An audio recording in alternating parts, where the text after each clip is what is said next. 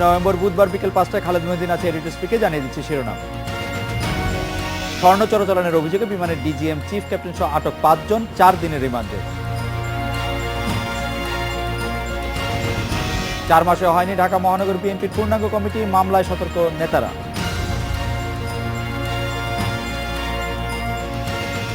সীমানা জটিলতা কাটলেও Dhaka city corporation নির্বাচন নিয়ে নেই কোনো উদ্যোগ।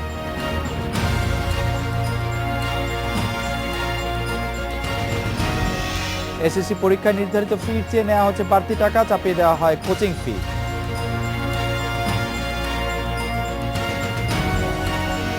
বিশ্ববাজারে জ্বালানি তেলের দাম 4 বছরের মধ্যে সবচেয়ে কম, কমছে না দেশে।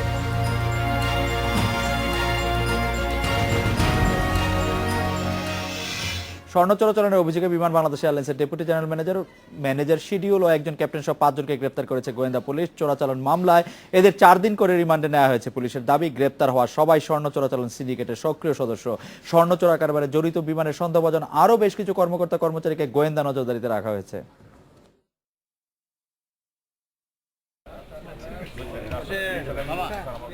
বিমান বাংলাদেশ এয়ারলাইন্সের ঊর্ধ্বতন কর্মকর্তাদের যোগসাজশেই আকাশপথে স্বর্ণের চোরাচালান চলে বলে নানা মহল থেকেই সন্দেহ ছিলই।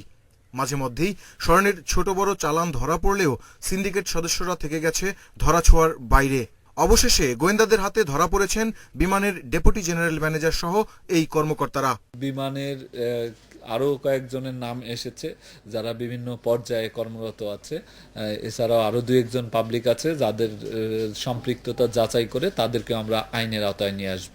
বিভিন্ন পর্যায়ের আছে, কিছু আছে একেবারেই মানে বিমান বালা পর্যায়ের, কেবিন ক্রু, এই টাইপের আরও কারো সম্পৃক্ততা এসেছে।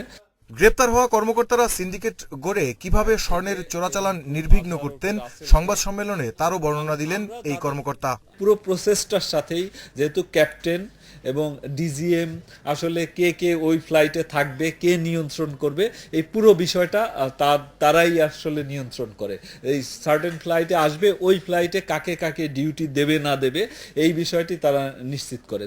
পুলিশ জানায়, গত বৃহস্পতিবার দুবাই থেকে আসা বিমানের একটি ফ্লাইটের কেবিন ক্রু রাসেলকে স্বর্ণের চালানসহ গ্রেপ্তারের সূত্র ধরেই এদের গ্রেপ্তার করা হয়েছে। Mahbub Alam, independent news, Dhaka. এ বিষয়ে কথা বলছি ঢাকা মহানগর গোয়েন্দা পুলিশের উপকমিশনার নাজমুল আলমের সঙ্গে। জনাব নাজমুল আলম, বছর 2 ধরে ঢাকা ও চট্টগ্রাম আন্তর্জাতিক বিমানবন্দরে একের পর এক চোরাই স্বর্ণের চালান ধরা পড়ছে, যাতে মাঠের অপরাধীরা ধরা পড়েছে। আজ প্রথম এক ধরনের খুবই উচ্চ পর্যায়ের কর্মকর্তারা ধরা পড়লেন।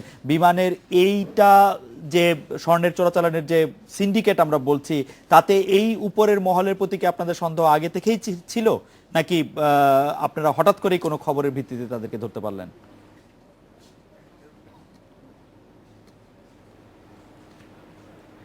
না, আমাদের কাছে আগে থেকেই ছিল, কিন্তু আমরা সুনির্দিষ্ট মামলার ছাড়া তাদের তো আমরা গ্রেপ্তার করতে পারি না, যে কারণে আমরা এতদিন অপেক্ষা করেছি। গত 12 তারিখে যে মামলাটি হয়েছে। জি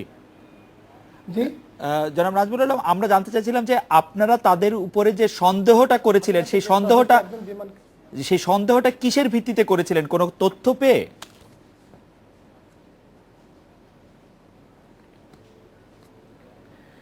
হ্যাঁ, আমাদের কাছে তথ্য ছিল যে যেহেতু বাংলাদেশ বিমানে দীর্ঘদিন যাবৎ স্বর্ণ চোরাচালান হয়ে আসছে এবং এমন কিছু কিছু জায়গা থেকে স্বর্ণ উদ্ধার হয় যেখানে বিমানে যারা চাকরি করে শুধু তারা ছাড়া সেখানে যেতে পারে না। তো এতে বদ্ধমূল ধারণা হয় যে বিমানের কেউ না কেউ এই সমস্ত প্রক্রিয়ার সাথে জড়িত আছে। জনাব নাজমুল আলম, এই আজকে যারা ধরা পড়েছেন তাদের মধ্যে বিমানের ডিজিএম আছেন, চিফ ক্যাপ্টেন আছেন, তো এর উপরেও কি কেউ এই চোরাচালানের সাথে জড়িত থাকতে পারেন? এরকম কোনো খবর আপনাদের কাছে আছে যে তার থেকেও শীর্ষ পর্যায়ের কোনো কর্মকর্তারা এর সাথে জড়িত থাকতে পারেন কিনা?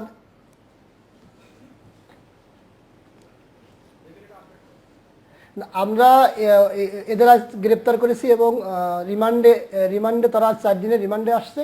এখনো আমাদের জিজ্ঞাসাবাদ সম্পন্ন হয় নাই।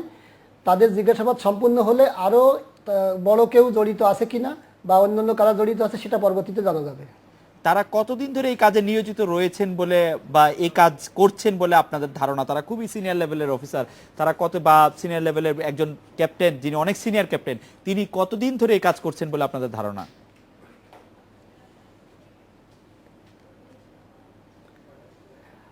আমাদের কাছে যে হাতে নাতে ধৃত যে আসামি আদালতে স্বেচ্ছায় জবানবন্দি দিয়েছে, তার বক্তব্যে যেটা জানা যায় যে দীর্ঘদিন যাবতই বিমানের কিছু কর্মচারী যোগসাজকে এটা সিন্ডিকেটের মাধ্যমে বিভিন্ন প্রক্রিয়ায় এই স্বর্ণ চোরাচালান করে আসছে, কিন্তু আমরা সুনির্দিষ্ট তথ্যের অভাবে এবং মামলার অভাবে আমরা তাদের এতদিন গ্রেপ্তার করতে পারিনি। একটি কথা প্রায় বলা হয় যে স্বর্ণ চোরাচালান মামলার তদন্তে অগ্রগতি কম, সহজেই জামিন পেয়ে যান আসামিরা।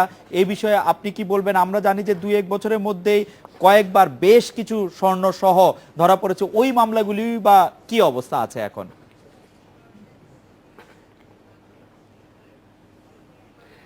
না, আমরা গত মার্চ এপ্রিল থেকে আমাদের কাছে এ পর্যন্ত প্রায় 10 থেকে 12টি মামলা আছে এবং প্রত্যেকটি মামলাই আমরা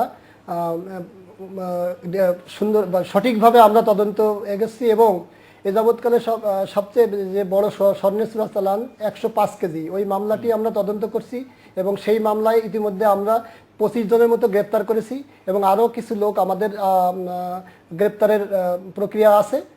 আমরা বলবো যে অতীতের কি হয়েছে সেটা আমি বলতে পারবো না। আমরা গত 7-8 মাস যাবৎ যে মামলাগুলো পেয়েছি, প্রতিটি মামলাই ভালোভাবে তদন্ত হচ্ছে এবং আমাদের আমি নিজে এই মামলাগুলো তদারকি করি এবং ইতিমধ্যে কয়েকটি মামলা আমরা চার্জশিটও দিয়েছি।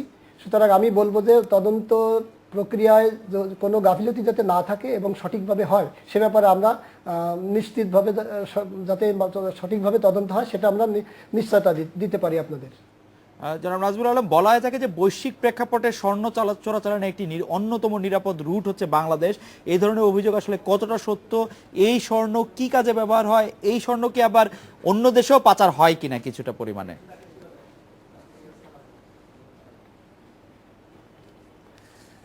হ্যাঁ, আমরা তো দেখেছি যে বাংলাদেশ স্বর্ণ এবং মাদকের চোরাচালান রুট হিসাবে ব্যবহৃত হয় এবং বাংলাদেশে যখন আমাদের শাহজালাল বিমানবন্দরের কড়াকড়ি আরোপের কারণে বর্তমানে বড় ধরনের স্বর্ণের চোরাচালান বন্ধ আছে, কিন্তু চট্টগ্রাম বিমানবন্দরে এটা এখনও মাঝে মাঝে ধরা পড়ে।